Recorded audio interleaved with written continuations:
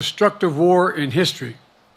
The idea was to create an alliance of free and democratic nations that would commit themselves to a compact of collective defense. Standing together, they knew we'd all be safer. An attack on one would be treated as an attack on all. And it's worked because a would-be aggressor knows if they attack one of us, they'll be attacked by all of us. Sending that message is the best way to deter aggression and prevent wars in the first place. For those who thought NATO's time had passed, they got a rude awakening when Putin invaded Ukraine. Some of the oldest and deepest fears in Europe roared back to life because once again, a murderous madman was on the march. But this time, no one cowered in appeasement, especially the United States. We collected intelligence that Russia was planning to invade Ukraine months before the invasion. I directed the intelligence community to be a significant amount of intelligence be declassified so I could start building an international coalition to oppose the invasion. Then in February, some of you remember, I warned the world that the invasion was imminent. I rallied a coalition of 50 nations from Europe to Asia to help Ukraine defend itself. Many foreign policy experts thought, as Putin amassed Russian forces just 100 miles north of Kyiv, the capital of Ukraine, but Putin thought it was the mother home of Russia. The capital would fall in less than a week. But the Ukrainian people, backed by a coalition to help build, stopped them. Today, Kyiv still stands, and NATO stands stronger than it has ever been. During the week of this summit, several heads of states made it a point in their statements to thank the United States and to thank me personally for all that NATO has achieved. NATO is not only stronger, NATO is bigger because we led the charge to bring in Finland and Sweden into the alliance, and it makes a gigantic difference. Excuse me. Meanwhile, my predecessor has made it clear he has no commitment to NATO. He's made it clear that he would feel no obligation to honor Article 5. He's already told Putin, and I quote, "Do whatever the hell you want." In fact, the day after Putin invaded Ukraine, here's what he said. It was genius. It was wonderful. Some of you forgot that, but that's exactly what he said. But I made it clear a strong NATO is essential to American security. And I believe the obligation of Article 5 is sacred. And I would remind all Americans, Article 5 is invoked only once in NATO's long history, and that was to defend America after 9/11. I made it clear that I will not bow down to Putin. I will not walk away from Ukraine. I will keep NATO strong. That's exactly what we did, and exactly what we'll continue to do.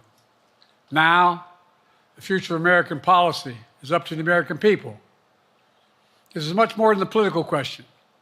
It's more than that. It's a national security issue.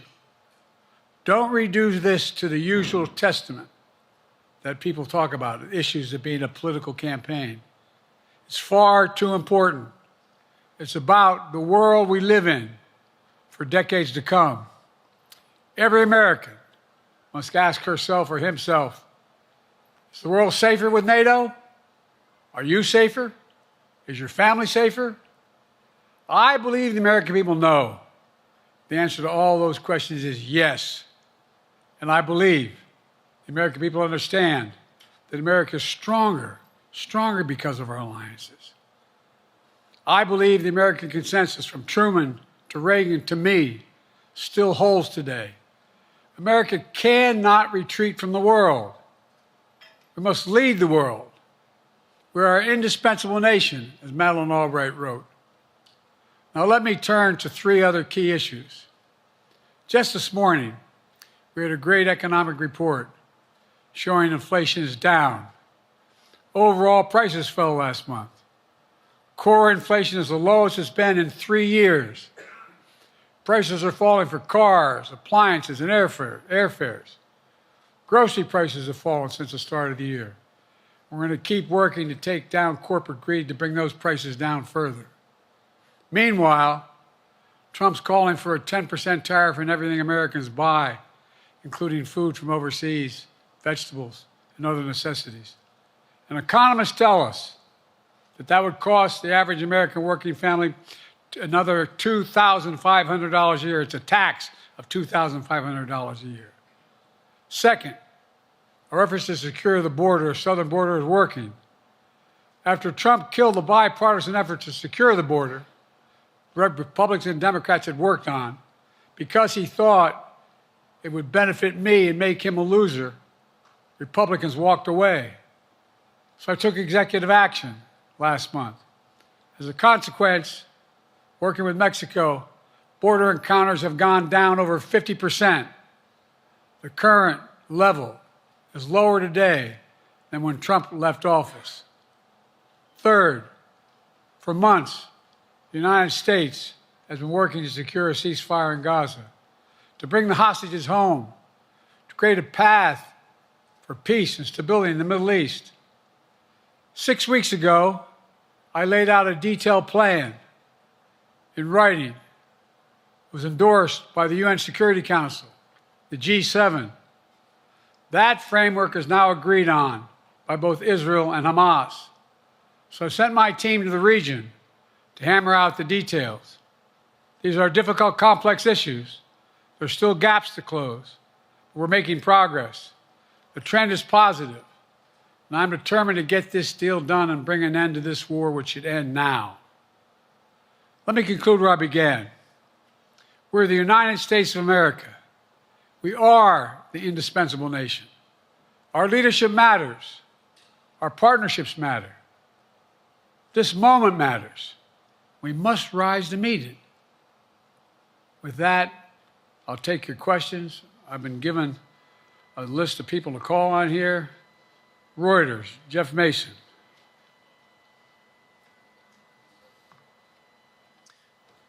Mr. President, your political future has hung over the NATO summit a little bit this week. Speaker Pelosi made a point of suggesting that your decision on whether to stay in the race was still open. George Clooney and a handful of lawmakers have called on you to step aside. Reuters is reporting tonight that UAW leadership is concerned about your ability to win. UAW just endorsed me, but go ahead. Thank you. My question for you is, how are you incorporating these developments into your decision to stay? And separately, what concerns do you have about Vice President Harris's ability to beat Donald Trump if she were at the top of the ticket?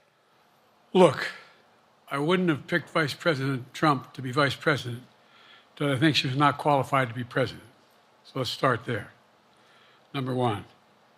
The fact is that the consideration is that I think I'm the most qualified person to run for president. I beat him once, and I will beat him again. Secondly, the idea, I served in the Senate a long time. The idea that senators and congressmen running for office worry about the ticket is not unusual. And I might add, there are at least 5 presidents running or incumbent presidents who had lower numbers than I have now, later in the campaign. So there's a long way to go in this campaign. And so I'm just going to keep moving. And because, look, I got more work to do. We've got more work to finish. There's so much, we've made so much progress. Think about it. Think about where we are economically relative to the rest of the world. Name me a world leader who wouldn't want to trade places with our economy. We've created over 800,000 manufacturing jobs, 1.5 million jobs. I mean, so things are moving. We got more to go. Working class people still need help. Corporate greed is still at large. The prices, the corporate profits have doubled since the pandemic. They're coming down. And so I'm optimistic about where things are going. Danny Kemp, AFP. Thanks. Thank you, Mr. President.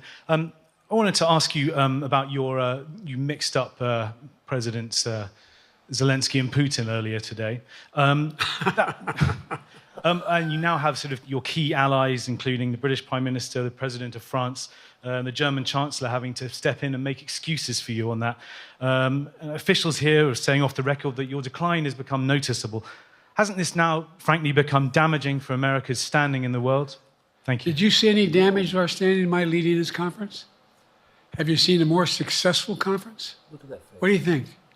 And the Putin piece, I was talking about Putin, and I said, and now, at the very end, I said, here, I mean, Putin. I said, oh, no, I'm sorry, Zelensky. Oh, much better. And then I added 5 other names. Look, guys. What? The idea anybody suggests that we haven't had an incredibly successful conference. How many times did you hear in that conference, I know it sounds too self-serving, but other leaders, heads of state, in thanking me, saying the reason we're together is because of Biden, because Biden did the following. Look, folks, this is, well, anyway, I thought it was the most successful conference I've attended in a long time, and find me a world leader who didn't think it was. Next one. Sorry, Nancy Cordes, CBS. Thank you, Mr. President. You mentioned other instances in history where presidents have faced a challenge, but what makes this moment in history so unique is that it is not your enemies who are calling on you to reconsider your decision to stay in the race. It's your friends, supporters, people who think you've done a great job over the past 4 years.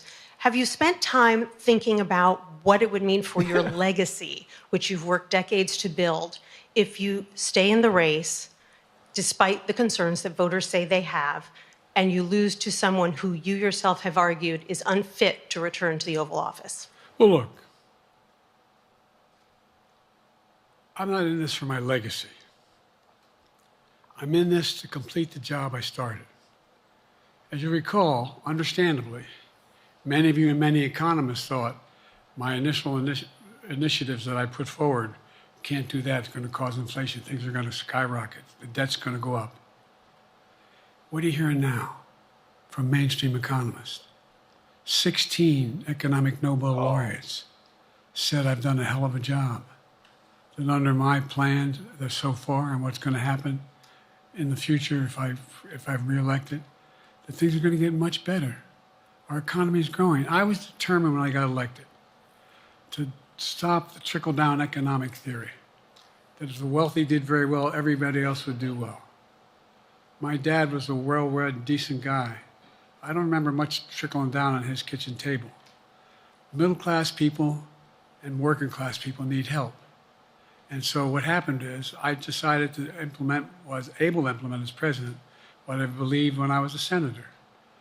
And that is that the way to build this economy is from the middle out and the bottom up. That way we grow the economy. And the wealthy still do very well. They do fine. And guess what? Find me an economist, a mainstream economist who said we haven't done well. What have we not done that isn't working right now? And so we got more to do, though. We got to finish the job. And by the way, I come from the corporate state of the world. Delaware has more corporations registered in Delaware than every other state in the nation combined. I'm not anti-corporate, but corporate profits have doubled since the pandemic, doubled. It's time things get back in order a little bit. It's time, for example, if I'm reelected, we're going to make sure that rents are kept at 5% increase, corporate rents for apartments and the like and homes are limited to 5%. We're going to make a lot of changes that I've been talking about because we're going to continue to grow this economy. And by the way, I know, remember how I got so roundly criticized for being so pro-union, not labor, union. Well, guess what?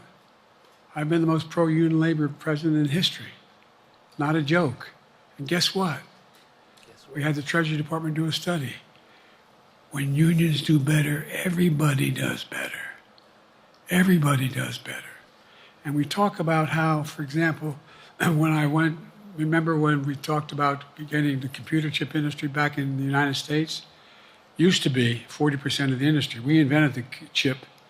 40% of the industry was in the United States.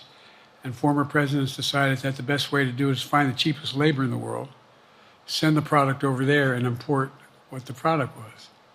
And so what did I do? I was told not to go over to Europe, to Asia, including Europe, but Asia. I remember going to South Korea, convincing them to invest $20 billion in the United States to build computer chip factories. And I asked why when they finally decided to do it. And the answer was because you have the safest economy in the world and you have the best workers in the world. So the whole idea here is we've invested, there's over $50 billion in investment in computer chip manufacturing just coming in the bean. Yeah. None of you thought that would happen. $50 billion in investment. None of you thought that would happen. But it's happening. It's happening. And it's going to grow economies. All through, and by the way, red states and blue states. Matter of fact, there's as much in red states as in blue states. I've made no distinction. So my generic point is that the idea that we can't continue to build and grow the economy, make it fair. And like I said, from my standpoint, when the middle class does well, that's when the whole economy grows. The poor have a shot, the wealthy do well. But the wealthy got to start paying their taxes. As a follow-up, sir, you mentioned that your Vice President Kamala Harris would be ready to serve on day one. Can you elaborate on that? What is it about her attributes and her accomplishments over the last 4 years that make her ready to serve on day one if necessary? First of all, the way she's handled the issue of freedom of women's bodies to have control over their bodies. Secondly, her ability to handle almost any issue on the board. This was a hell of a prosecutor. She was a first-rate person, and in the Senate she was really good. I wouldn't have picked her unless I thought she was qualified to be president. From the very beginning, I made no bones about that. She is qualified to be president. That's why I picked her. Oh. Felicia Schwartz, Financial Times. Thank you, Mr. President. The presidency is the most straining job in the world, and it's 24/7. How can you say you'll be up for that next year, in 2 years, in 4 years, given the limits you've acknowledged that you have today? The limits I've acknowledged I have? There's been reporting that you've acknowledged that you need to go to bed earlier and your evening around 8. That's not true. Look, what I said was, instead of my every day starting at 7 and going to bed at midnight, it'd be smarter for me to pace myself a little more. And I said, for example, the 8, 7, 6 stuff, instead of starting a fundraiser at 9 o'clock, start at 8 o'clock. People get to go home by 10 o'clock. That's what I'm talking about. I'm not talking about, and if you looked at my schedule since I made that stupid mistake in the campaign, in the debate, I mean, my schedule has been full bore. I've done, where's Trump been? Riding around in his golf cart, filling out his scorecard before he hits the ball? Did he have a giant look, rally yesterday? He's done virtually nothing. Oh. And I have, I don't know how many, don't hold me to it, roughly 20 major events. Oh. Someone with thousands of people showing up.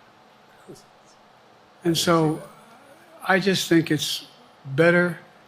I always have an inclination, whether I was playing sports or doing politics, just to keep going, not stop. I just got to just pace myself a little more. Pace myself. And the next debate, I'm not going to be traveling into 15 time zones a week before. Anyway, 2 weeks. that's what it was about. That's what it was about. And by the way, even with that, I love my staff, but they add things all the time. At the very end, I'm catching hell from my wife for that. Anyway. Right now. Oh, yeah. Oh, the list. Yeah. I'm sorry. Zeke Miller, Associated Press. Thank you, Mr. President. 2 questions for you. First, on the NATO summit, President Zelensky, in your meeting with him, he pressed you to lift your limitations on the Ukrainian use of American weapons, saying that, in his public remarks afterwards, saying that Ukraine cannot win the war unless those limitations are lifted. Are you reconsidering your position on that? And then secondly, following up on Felicia's question there, leaders of your own party have said that they're not worried about that debate. They're worried about the next bad night and the bad night after that. How can you reassure the American people that you are up to the task and that there won't be more bad nights at a debate stage or somewhere else? First thing about Zelensky asking for the ability to strike deep into Russia. We've allowed Zelensky to use American weapons in the near term, in the near or abroad, into Russia. Whether or not he should be attacked. For example, should Zelensky, he's not. If he had the capacity to strike Moscow, strike the Kremlin, would that make sense? What? It wouldn't. The question is, what's the best use of the weaponry he has, and the weaponry we're getting to him? I've gotten a more long-range capacity, as well as defensive capacity. And so our military is where I'm following the advice of my commander-in-chief, the chief of staff of the military, as well as the Secretary of Defense and our intelligence people. And we're making a day-to-day basis on what they should and shouldn't go, how far they should go in. That's a logical thing to do. Second question related to Bad nights, sir. How can you reassure the American people that you won't have more bad nights, whether they be on a debate stage or on some matter of foreign policy? Well, I tell you what, the best way to assure them is the way I assure myself. And that is, am I getting the job done? No. Am I getting the job done? No. Can you name me somebody who's got more major piece of legislation passed in 3.5 years? I created 2,000 jobs just last week. So if I slow down, I can't get the job done. That's a sign that I shouldn't be doing it. But there's no indication of that yet. None. Who I got here?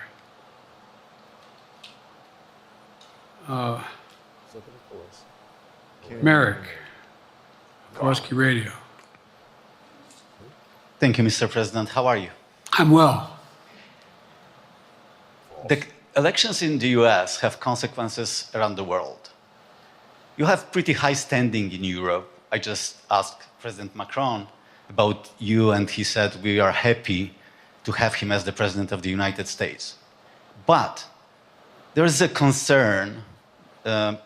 Many people in Poland and across Europe are worried that the former president may win the election. And there's a lot of concern that Donald Trump may weaken NATO, stop supporting Ukraine, or push Ukraine to give up territories to Russia. They're correct. And yourself was warning just 2 minutes ago about it. So my question is, do you think that Europe will be left on its own if Donald Trump wins the election? And what's your advice to European leaders to prepare for possible US disengagement? Well, look, I think, how can I say this without sounding too self-serving? I've not had any of my European allies come up to me and say, Joe, don't run. What I hear them say is, you've got to win. You can't let this guy come forward. He'd be a disaster. He'd be a disaster. I mean, I think he said in one of his rallies, don't hold me to this, recently, where NATO, I just learned about NATO, or something to that effect. Foreign policy has never been his strong point. And he seems to have an affinity to people who are authoritarian. That worries, as I tell you from Poland, that worries Europe. That worries Poland. And nobody, including the people of Poland, think that if he wins in Ukraine, he's going to stop in Ukraine, that that's going to be the end of it. And so what I can say is, I think I'm the best qualified person to do the job, to make sure that Ukraine does not fall, that Ukraine succeeds, that the European alliance stays strong. You may recall, No one was talking about Finland joining NATO. I remember talking to Putin right after we got elected in Geneva, and he was talking about what we should do. We couldn't be in Eastern Europe, etc. And I said, you're looking for the Finlandization of Ukraine, as you can get the NATOization of Finland. And about 4 weeks later, I got a call. No, that's not true. Probably 5 months later, from the president of Finland, could he come and see me in my office? I invited him to the Oval Office. We sat down and talked. He said he wanted to join NATO. Could I help? And I did. It wasn't automatic. And then I got a call from the Swedes. I beg your pardon?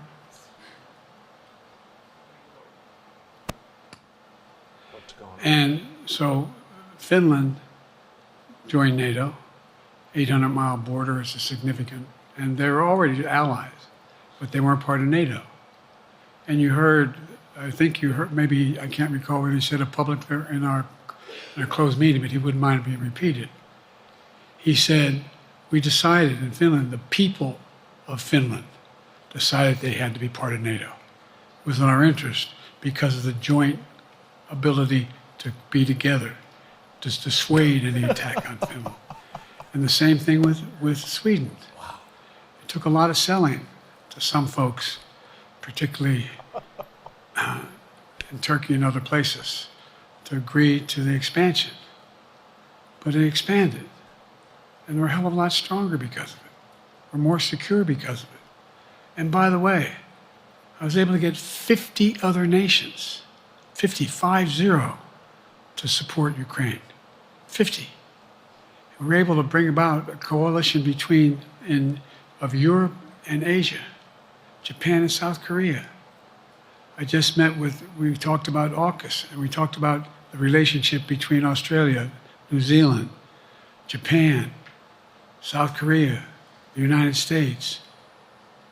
We're making the world safer and stronger because we have to deal with the new arrangement that exists in the world. The Cold War is over. The post-war era is over. What is going to replace it? And I respectfully suggest I have a pretty good idea what that should be. I've convinced a lot of people to follow it, and we're just going to get stronger. David Sanger. Where's New York Times. Thank you, Mr. President. Be nice, David. Mr. President, the NATO declaration that was issued yesterday was very notable because it described China as a decisive enabler of the war in Ukraine for its provision of critical goods to the Russians. That's part of a broader partnership that seems to have cemented in place in the past 2 or 3 years. I think one that you were a little bit doubtful of when we asked you about it some time ago. So I'd be interested to know whether you have a strategy now of trying to interrupt the partnership between China and Russia, and whether or not in a second term you would pursue that, if you could describe that strategy to us. And along the way, could you also tell us whether you think, just to follow up on Felicia's question, that if you were in a room with Vladimir Putin again, the way you were 3 years ago, or with President Xi, that a few years from now you will be able to go negotiate with them, handle them one-on-one? Well, the first part of the question is, we discussed and I raised in the NATO summit, and others raised, the future of China's involvement, what they're going to do.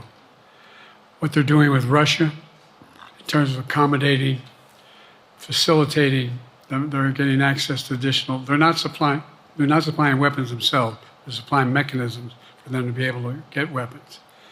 And China's position is basically, and I've spent more time with Xi Jinping than any world leader has, over 90 hours since being vice president all the way through, for real.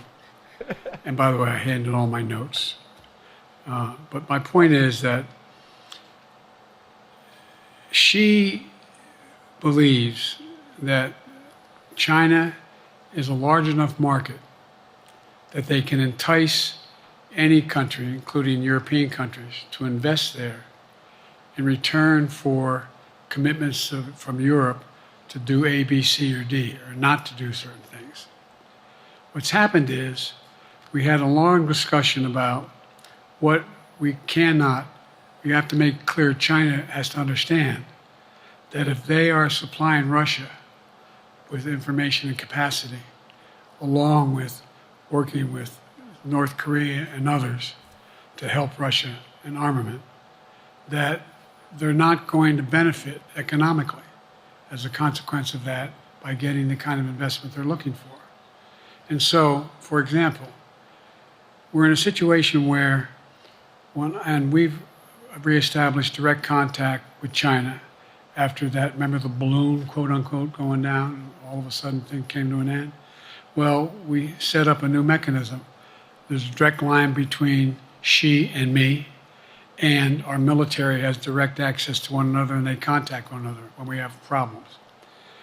The issue is that we have to make sure that Xi understands there's a price to pay for undercutting both the Pacific Basin as well as Europe, and as it relates to Russia and dealing with Ukraine. And so for example, if you want to invest in China, as you know this area really well. If you want to invest in China, you have to have a 51% Chinese owner. You have to make sure that you do by their rules. And you don't have the authority, and you have to provide all access to all the data and information you have. There was a while there, as you recall, the last administration and other administrations, where the access to that market was enticing enough to get companies to come in because they had access to over 1 billion people in a market, not 1 billion, but a lot of people in the market. And so they were doing it. But that got curtailed when we started saying we're going to play by the same rules. For example, the idea they don't abide by the international rules related to subsidizing products by the government funding. So guess what? They're not going to be able to export their electric vehicles to the United States without a significant tariff. Others are doing the same thing around the world. But it is a concern. It is a concern that you have both China, North Korea, Russia, Iran, countries that are not necessarily coordinated in the past, looking to figure out how they can have impact. Interrupt that impact? Yes, I do, but I'm not prepared to talk about the detail of it in public. And I think you'll see that some of our European friends are going to be curtailing their investment in Russia. In China, as long as China continues to have this indirect help to Russia in terms of being able to help their economy as well as help them in, as a consequence of that, their ability to fight in Ukraine. The other thing that we talked a lot about is that, and I raised it, and I didn't hear any. I can't swear that everyone agreed because not everyone got to talk about it. But we need a new industrial policy in the West. For example, we talked about how both the EU as well as NATO has to be able to begin to build their own munition capacity, has to be able to generate their own capacity to provide for weapons and the ability to, it came as a surprise to some of us how we had fallen behind in the West in terms of the ability to construct new material, new weaponry, new everything from vehicles to weapon systems. And so one of the things that came out of this was, we're going to be meeting again with a number of my colleagues, my European colleagues, is what do we do to increase the capacity of the West, particularly in Europe and Japan, to be able to generate the kind of ability to produce their own weapon systems. Not just for themselves, but to be able to generate that. It's the same, it's what Russia's trying to figure out. That they went to China and they didn't get the weapons, but then they went to North Korea. Blinking out of But sight. we're going to be in a position where the West is going to become the industrial base for it to be able to, the ability to have all the defensive weapons that we need. That was a discussion as well. President, I'm not sure you answered on whether you would be ready to go deal with Putin and Xi 2 or 3 years from now. I'm ready to deal with them now and 3 years from now. Look,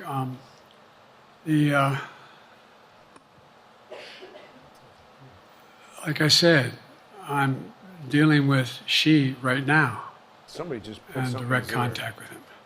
I have no good reason to talk to Putin right now. There's not much that he is prepared to do in terms of accommodating any change in his behavior. And but there isn't any world leader I'm not prepared to deal with. But Except for Putin. I understand the generic point is Putin ready to talk? I'm not ready to talk to Putin unless Putin's ready to change his behavior. And the idea, look, Putin's got a problem. First of all, in this war that he is supposedly have won, and by the way, I think, don't hold me to the exact number, but I think that Russia had 17.3% of Ukraine that they conquered. Now it's 17.4. I mean, in terms of percentage of territory. They've not been very successful. They've caused horrible damage, loss of life, but they've also lost over 350,000 troops, military, killed or wounded. They have over 1 million people, particularly young people with technical capability, leaving Russia because they see no future there. They've got a problem. But what they do have control of is they are very good at controlling and running the public outcry that relates to how they use mechanisms to communicate with people. They lie like hell to the constituencies. They lie like hell about what's going on.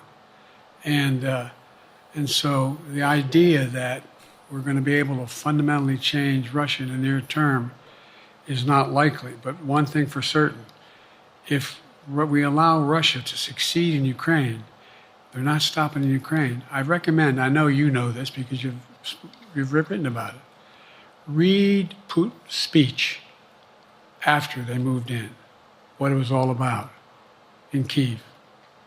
It wasn't about just, anyway, read what his objective is. And anyway, but so I think that I'm prepared to talk to any leader who wants to talk, including if Putin called me and wanted to talk. Wait a minute. Last time I talked to Putin Flip-flop. was trying to get him to work on an arms control agreement related to nuclear weapons in space. That didn't go very far. So my point is, I'm prepared to talk to anybody, but I don't see any inclination. There is an inclination on the part of the Chinese to keep in contact with me because they're not sure where this all goes. And look what's happened in Asia. We have strengthened the Asian Pacific area more than anybody else has. We just put together with, today I brought on, I asked our NATO allies that we bring on the group from the South Pacific, Australia, New Zealand, Japan, Australia. I already mentioned Australia. And I met twice now, I think, with the 14 leaders of the Pacific Island nations. And we've slowed down what's going on there. We've slowed down China's reach. But there's a lot of work to do. This is a moving target, and I don't take it lightly. Sam from NPR. Thank you, Mr. President. Asma Khalid with NPR. I have two questions. Whatever. Earlier, you spoke about the ceasefire plan between Israel and Hamas. We're now looking at 10 months of war, and I'm curious if there's anything that you feel personally you wish you would have done differently over the course of the war? And then secondly, if I may, I wanted to ask you about your presidential campaign. I remember covering your campaign in 2020, and there was a moment where you referred to yourself as a, quote, bridge candidacy, a transition to a younger generation of leaders. I want to understand what changed. Two things. Let's go back to when you talked about would I have changed anything that's happening with Israel and the Palestinians and the Palestinian movement. The answer is, as you recall, from the very beginning, I went to Israel, but I also got immediate contact with al-Sisi in Egypt. I met with the King of Jordan. I met with most of the Arab leaders to try to get a consensus going as to what had to be done to deal with getting more aid and food and medicine into the Gaza Strip. And we pushed it really hard. And Israel occasionally was less than cooperative, number one. The Israeli War Cabinet, I've been dealing with Israel since Golda Meir. Some of the reporters around here cover me all the time have heard me say this. The first time I met with Golda Meir, I sat across from her at her desk, and her assistant was Rabin sitting next to me. That's how far back I go. I know Israel well, and I support Israel. But this war cabinet is one of the most conservative war cabinets in the history of Israel. And there's no ultimate answer other than a two-state solution here. And so what was able to be done in terms of the plan I put together was it would be a process for a two-state solution. And we get the Arab nations to, particularly from Egypt all the way to Saudi Arabia, to be in a position where they would cooperate in the transition so that they could keep the peace in Gaza without Israeli forces staying in Gaza. The question has been from the beginning, what's the day after in Gaza?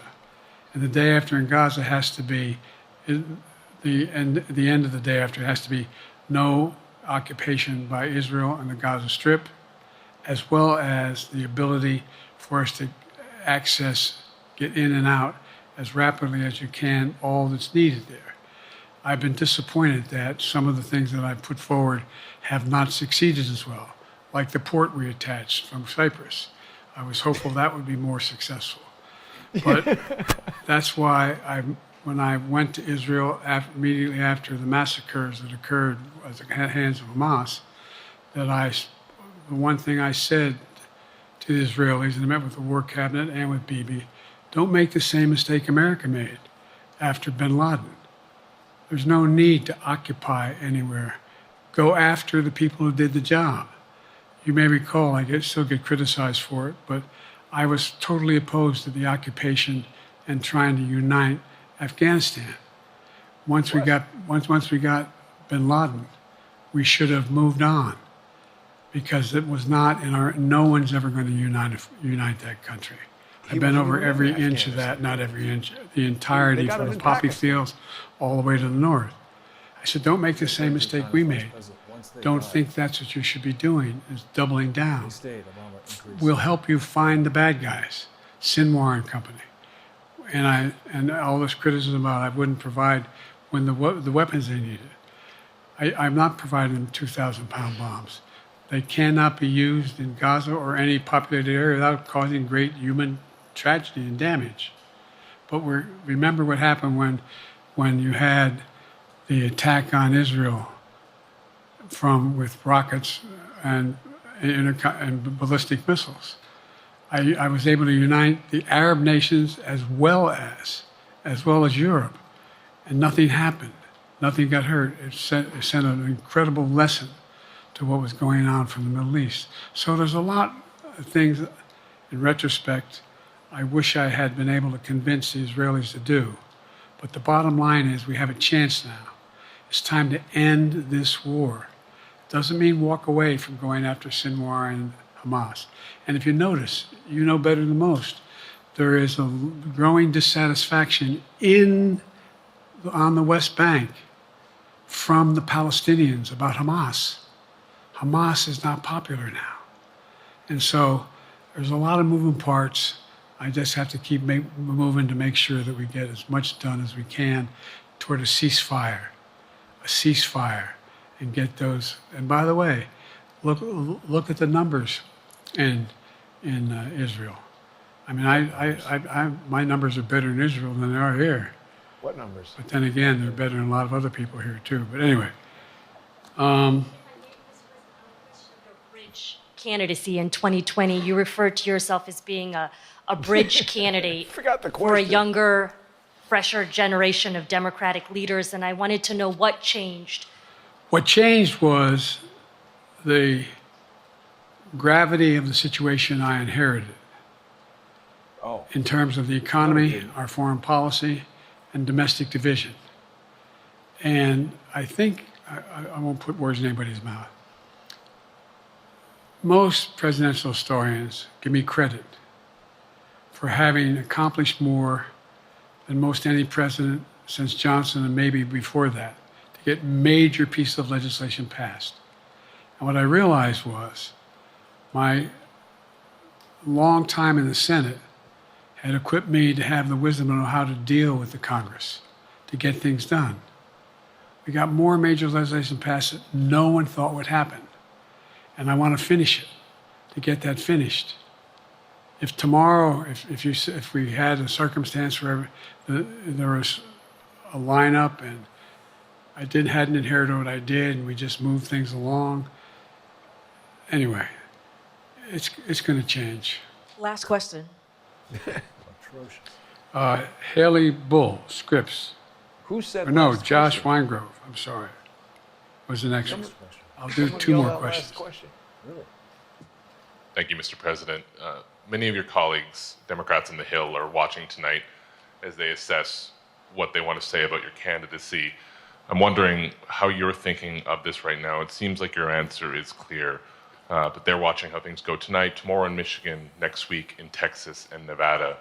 Are you thinking that way about how the next week or two goes would inform your... Am I using that way, you say? Are you thinking that way about how the next 2 weeks go? Will that affect your decision, or are you fully determined on running in November as the party's nominee? I'm determined on running, but I think it's important that I allay fears by let them see me out there. Let me see them out, for the longest time it was, Biden's not prepared to sit with us unscripted. Biden's not prepared to, anyway. And so what I'm doing is, and I've been doing, I think we've done over 20 major events from Wisconsin to North Carolina to demonstrate that I'm going out in the areas where we think we can win, where we can persuade people to move our way, or people are already there.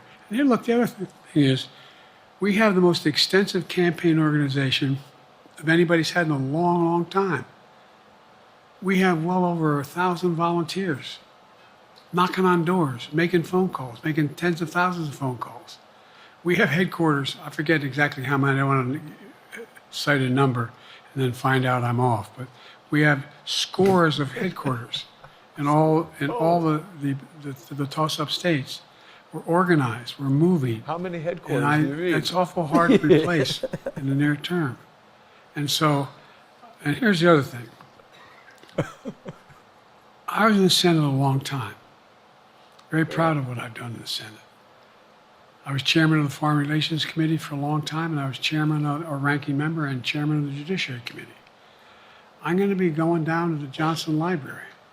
I'm going to be going around making the case of the things that I think we have to finish and how we can't afford to lose what we've done or backslide on civil rights, civil liberties, women's rights. There's that little button we have. Control guns, not girls. I mean, the idea we're sitting around, this is where Kamala's so good as well. We're sitting around. More children are killed by the bullet than any other cause of death. The United States of America. What the hell are we doing? What are we doing?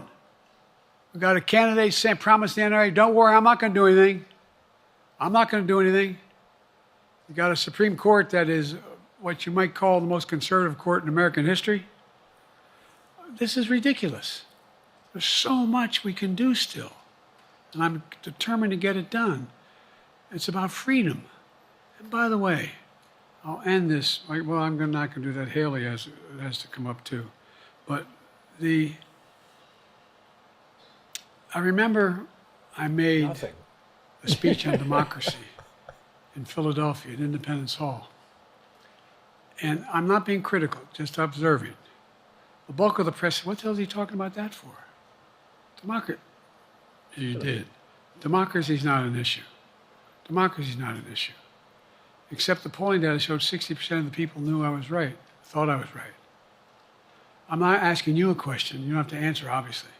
But do you think our democracy is under siege based on this court? Do you think democracy is under siege based on Project 2025? Do you think he means what he says when he says he's going to do away with the civil service, eliminate the Department of Education, make sure, we've never been here before. And that's the other reason why you say, hand off to another generation. I've got to finish this job. I've got to finish this job because there's so much at stake. We've had some discussions over the past few days with your press secretary about the question of health exams. And you said you take a cognitive test every day in this job. Are you open to taking another physical or test before the election? Governor Whitmer of Michigan, for instance, said it wouldn't hurt to take a test. Well, look, two things. One, I've taken 3 significant and intense neurological exams by a neurologist. There you go. In each case, as recently as February. And they say I'm in good shape, okay? Oh, yeah. Although I do have a little problem with my left foot because it's not as sensitive because I broke my foot and didn't wear the boot. Oh. But I'm good. The neurological I'm tested every single tested his day foot. about my neurological capacity to do decisions I make every day. Why is the volume so You low? talk to my staff, all of you talk to my staff. Sometimes my staff talks a lot. But the fact of the matter is, I don't think you have them telling you that all the major ideas we've undertaken haven't been in part initiated by me. I remember when the staff and I said, I'm going to go to South Korea, we're going to get the chip. What are you doing? I'm going to get Japan and Korea back together again after essentially having hostilities toward one another since the end of World War II. I'm going to move and see that we can expand Since the dawn of time. You know, the only thing age does is help you with it, creates a little bit of wisdom if you pay attention. Makes you older. And so the point I'm making is, I think it's important that if the neurologist tells me he thinks I need another exam, and by the way, I've laid every bit of the record out. Hadn't hidden a thing. You ought to ask Trump for his, okay? I laid it all out. And every single day I'm surrounded by good docs. If they think there's a problem, I promise you, or even if they don't think it's a problem, they think I should have a neurological exam again, I'll do it. But no one's suggesting that to me now. And I'll ask you another question. No matter what I did, no one's going to be satisfied. Did you have 7 docs? Did you have 2? Who'd you have? Did you do this? How many times did you? So I am not opposed. If my doctors tell me I should have another neurological exam, I'll do it. But that's where I am. Haley Bull, Scripps. Thank you, Mr. President.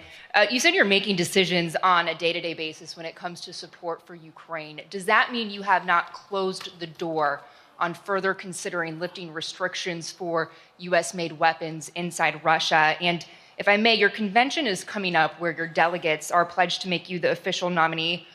If they have second thoughts, are they free to vote their conscience? Obviously, they're free to do whatever they want, but I get overwhelming support. Overwhelming support. I won, I forget how many votes I won in the primary. Overwhelming. And so tomorrow, if all of a sudden I show up at the convention, everybody says, we want somebody else, that's the democratic process. It's not going to happen. Even if that means they vote for someone else? Sure. Look, I'll end this with this. I served in the Senate a long time. I understand the impetus of candidates running for local office and whether they think the topic can help them or not. In my state of Delaware, which was a very, at least it was a red state when I started, in terms of where you now talk red and blue. I don't recall most of the Democratic presidents winning my state when I was a candidate. The truth of the matter is I understand the self-interest of a candidate. If they think that, running with Biden at the top is going to hurt them, then they're going to run away. I get it. But so far, go and look at the polling data in their states. Look at the in-depth, and by the way, I think you'd all acknowledge, and you're all experts. I'm not being solicitous about the president. You're experts on this stuff.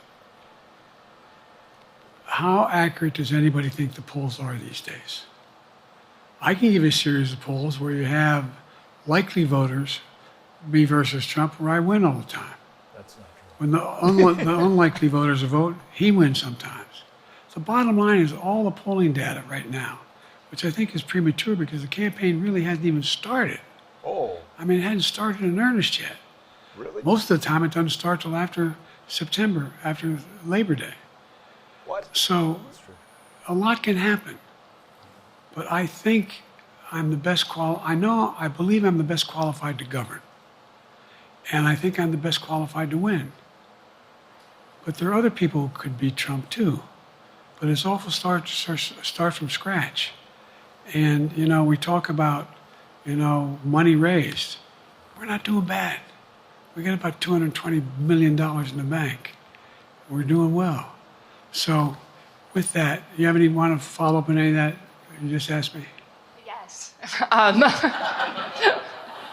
You earlier explained confidence in your vice president. Yes. If your team came back and showed you data that she would fare better against former President Donald Trump, would you reconsider your decision to stay in the race?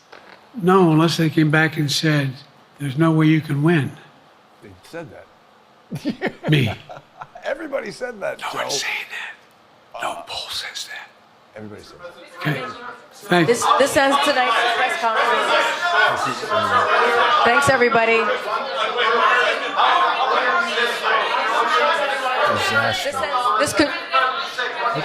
This concludes. Respectfully, earlier you misspoke in your opening answer. You referred to Vice President Harris as Vice President Trump.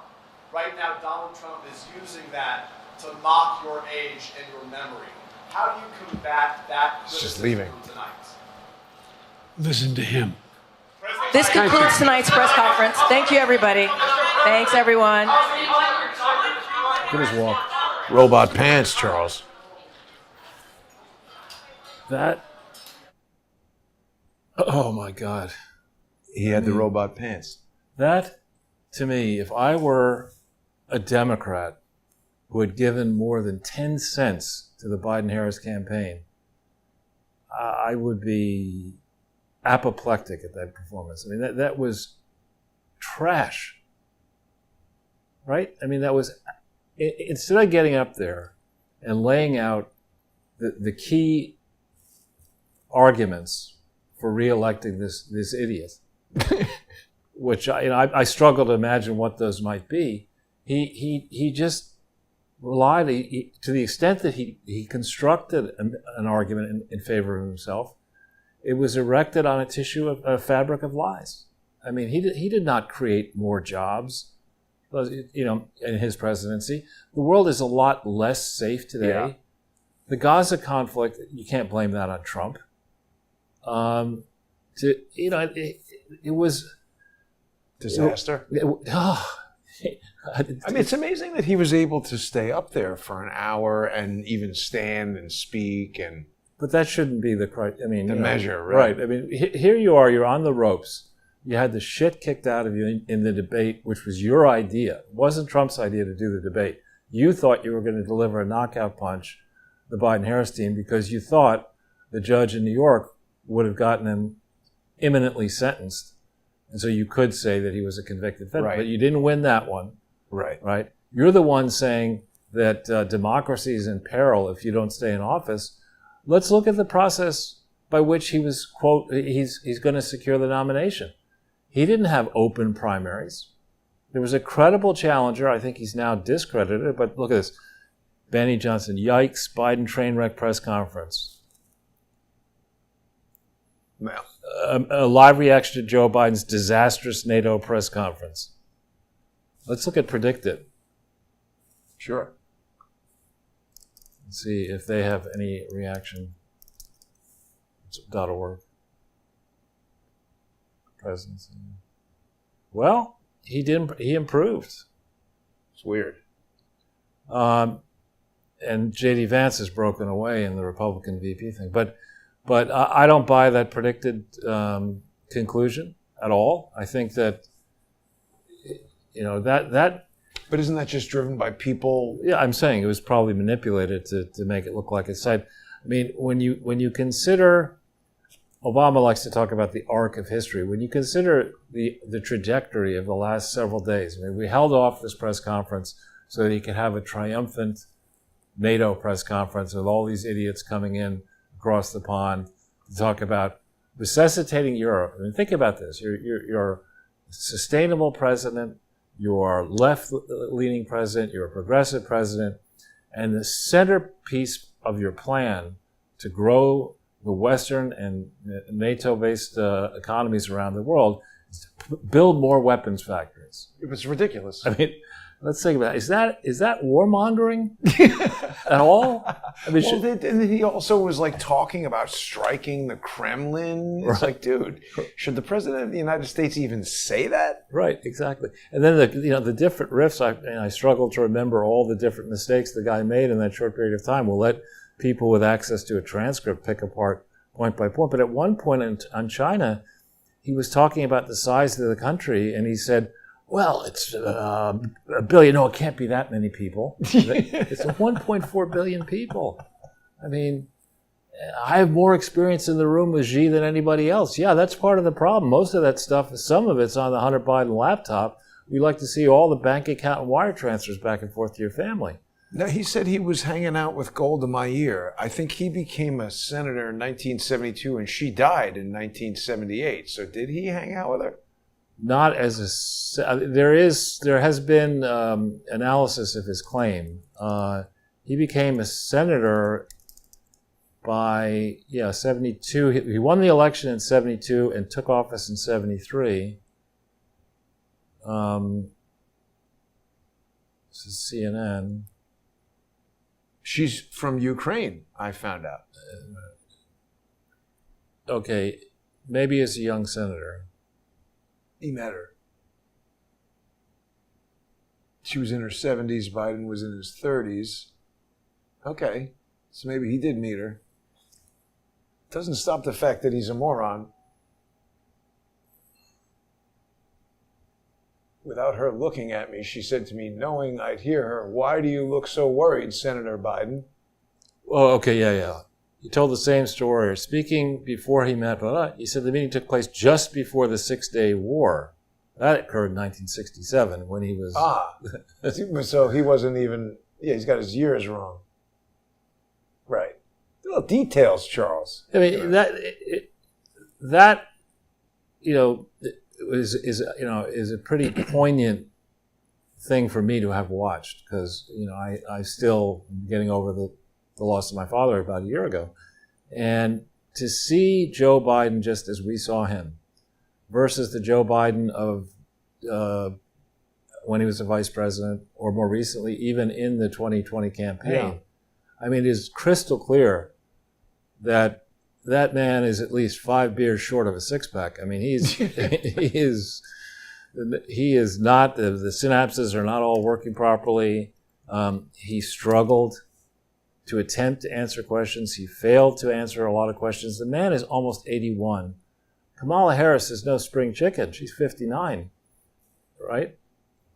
No, she isn't. And when people talk about passing the torch to the next generation, they're thinking of John F. Kennedy. They're thinking, right. Yeah, not somebody who's and Bill Clinton and Al Gore, and look what they did. In their 40s. I mean, Kamala is almost 60. And what he is doing here, what Pelosi is doing, what Schumer is doing, indeed what people in the Republican Party are doing, and Mitch McConnell's 186 years old or whatever he is. These are grandparents and great-grandparents who are basically smothering opportunities for 30-year-olds and 40-year-olds and 50-year-olds to acquire the type of credentials they would need to be effective in governance. And Joe Biden is a corrupt liar. That press conference should have come on precisely at 5:30 as it was originally scheduled. If you didn't think you could do it at 5:30, he referred to Harris as Vice President Trump. It's kind of a disaster there. I mean, and then he laughed when the guy brought it up. And he did the same. He used his tricks. When somebody asked, when he thought he was going to get a tough question, "Be nice, David," to David Senator. That's inappropriate. I mean, he scowled at him, and then he used that stupid-ass technique of talking down like this. Terrible. I mean, it's not a smart speaking approach. And I think, the only person who probably, two people who thought that was a barnstorming success are Hunter and Joe Biden. I mean, it was a disaster. I mean, from the standpoint of him being able to stand for 60 minutes, success. The Samsung pants work. Right. But here we have a fiberglass Joe. That was his big boy press conference, Charles. Did not impress. Not impress. No. And really what sometimes, this is a scenario, I believe, where Democrat Party leadership clearly does not control the party. And I spoke to my commander-in-chief, he said. He is the commander. It's ridiculous. I think that performance, that press conference, was in a way a cognitive test, which he failed. And a true cognitive test. I watched them be administered to my father last year many different times. They're tough. I mean, they're checking for very precise things, right? They're very tough questions. I mean, to give some of them away, they'll ask you to name a few different things early on. What was the name of your first pet? What was your mother's favorite color? How do they check that? Well, no, they don't. But then they ask later on, out of the blue. Same question. They said, "What did you say was the name of your mother's favorite color?" And, you remember, they try to trip you up. And he's only really had, I think, meetings where if you dare to cross him, a lot of the stuff that comes out in scuttlebutt includes that in meetings, throw you out. His staffers are afraid to bring up topics that might set him off.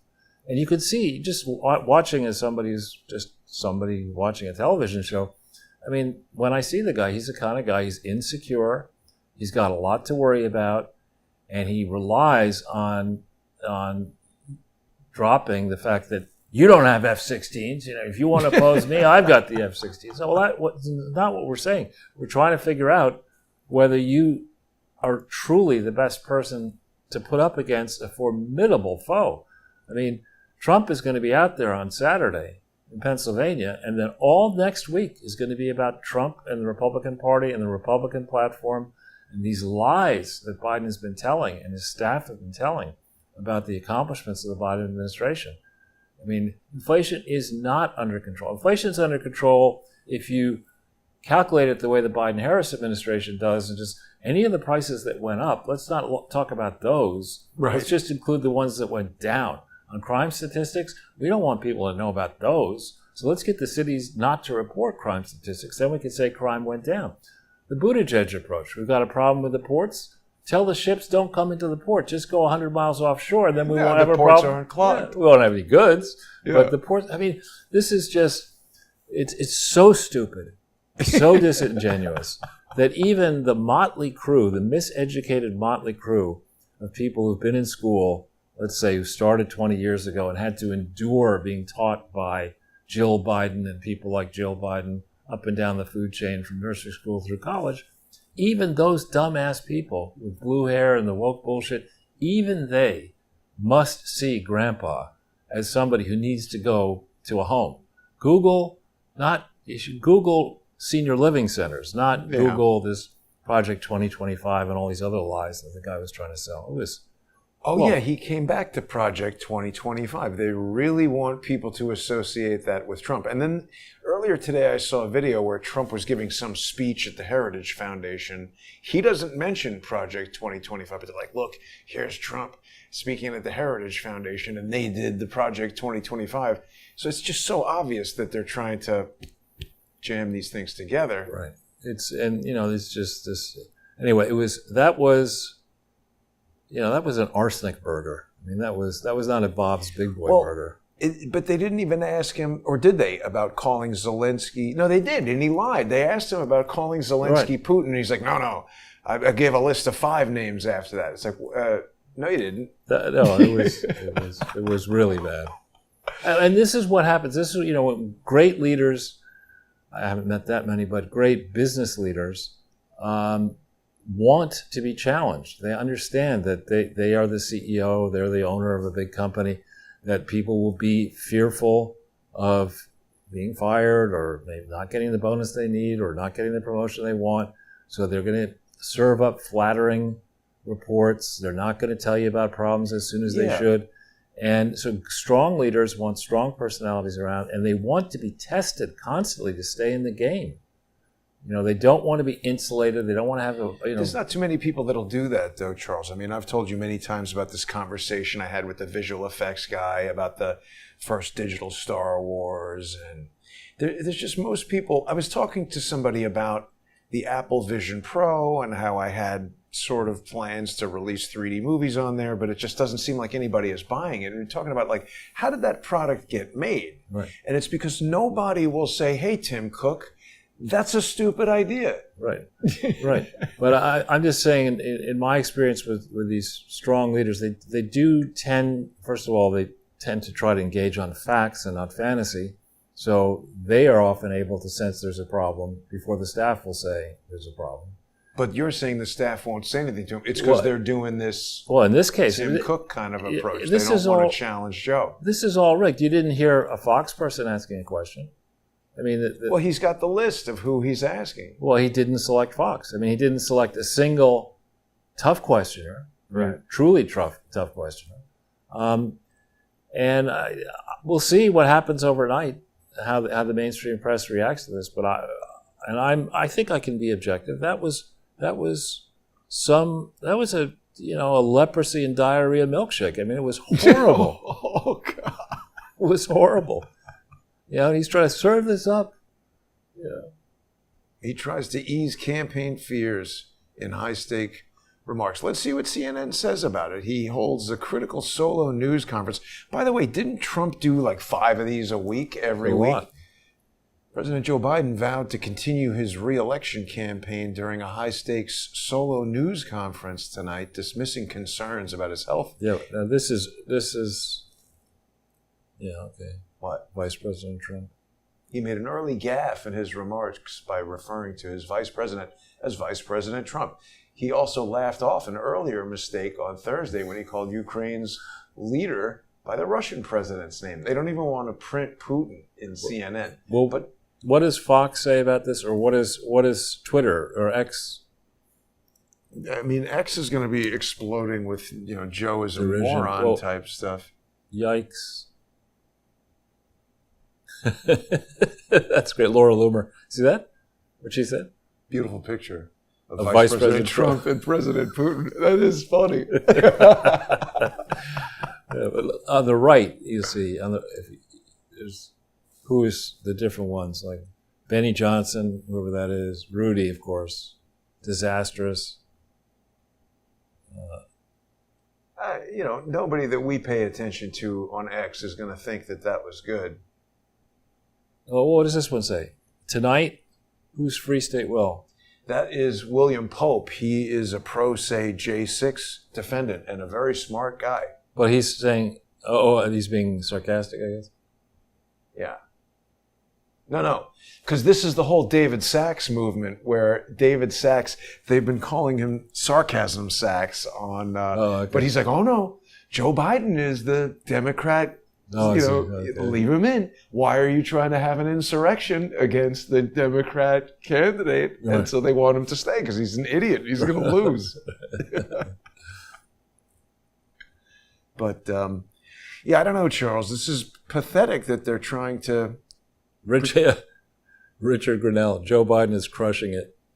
That's what I mean. All these guys want him to stay in there, and I agree. Tesla self-driving demo. Blowing people's minds. James Woods couldn't be more brilliant. Yeah, that did not go well. No. Who is that actually? Oh, man. Oh, it's Ben Affleck, I think. Oh, look at this.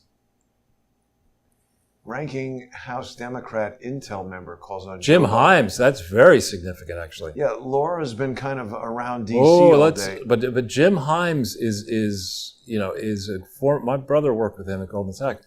Jim is a investment banker who did well at Goldman, who is highly regarded within the Democratic caucus or whatever, and is thought to be in that next generation. For him to turn on Biden is a huge development. There it is. That's massive.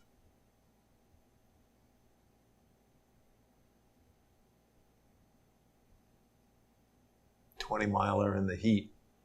Yeah, I mean, Joe Biden is an idiot, Charles, and we keep seeing that.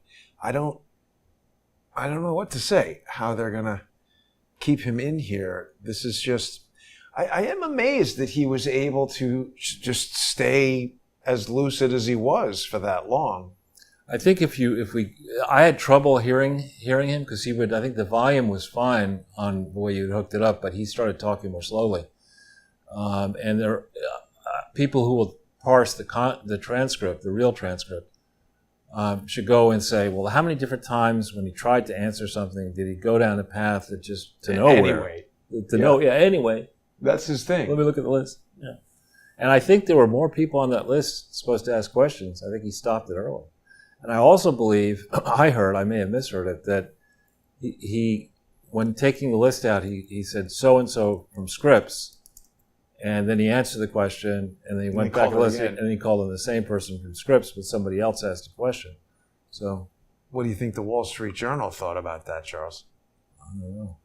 Probably not good. Yeah, they're fighting back and forth as we speak now, what to say. Oh, how big is that room? So, because it's international, because this is NATO, right? Right. Yeah, I mean, all of his questions where he thinks the answer is going to be yes, I don't agree. I don't think we're safer because of NATO. They created this war in Ukraine. I actually, we talked about Jeffrey Sachs's comments. I've been saying this, I'm no expert on military affairs, but I've been saying that I fail to understand why we need to have such a big cross-Atlantic exercise, almost, they say 75 years, but it's almost 80 years after the end of World War II. It's crazy. Why do we have so many bases all over the place? Why are we spending so much money? Yeah, here we go. Oh, wait, what is Lindsey Graham saying in the first one? We got Donald, this is, I guess, Vice President Trump. That's Kamala Harris. People are already doing that. Where is Lindsey Graham? It's Laura Loomer, the first one. Oh, Lindsey Graham is on Fox News right now. Said he likes Joe Biden. Oh, boy. What? Lindsey Graham is a very confused man from his sexuality to his political positions. Well, Laura's not shy about saying things like this that. This is the Sun. That's hilarious. It's a bit of a rushed meme, but I get it. It's funny. Oh, man. Wow. Well, it was something to behold, Charles. I mean, they say you should live in interesting times. I think we're doing that. I don't know. People who aren't following you yet on X can do that at Charles Ortel. Great way to keep up with Charles. People can follow me on there also. I don't know, Charles. What do you think is going to happen? I think the effort to get him out will accentuate. My guess is that there have been ongoing negotiations here. And he said at one point that if people tell me there's no path. But they have been telling him that. But he made a mistake, I think, attempting to answer the question about the neurological test. He said that if my doctors tell me I have to take it, I'll take it. That's going in right now. The other thing was that he said, like, the only person I won't speak to is Putin. But I'll speak to Putin if he wants to talk. I mean, it was it's like, dude. Yeah. I mean, people used to say about Reagan and about Trump that they were both unpredictable and that was a strength. And I think in the case of Reagan and Trump, that's true. But in this guy, I mean, the question isn't... But wait a minute. They were saying that their method of calculating is unpredictable, not that they'll do one thing and then completely do the opposite thing a second later, right? Well, no, that you'd never really know what Ronald Reagan wanted to do or what Donald Trump wanted to do tactically, not strategically. What specific option might he take? In the case of Biden, you never know how badly the man's going to fuck up or which way he's going to... Or if he even remembers what his tactic is. Right. That's why he's unpredictable. He's just not sticking to the plan. And watching that performance, I can say categorically that I would have no interest in spending any time with Joe Biden under any circumstances. I agree. Right? I mean, there's what would you possibly gain by going into a room and listening to this meathead? I mean, anyway. He's a pathetic man. Well, listen, Charles, I appreciate you coming over to watch that thing and give everybody some commentary on it.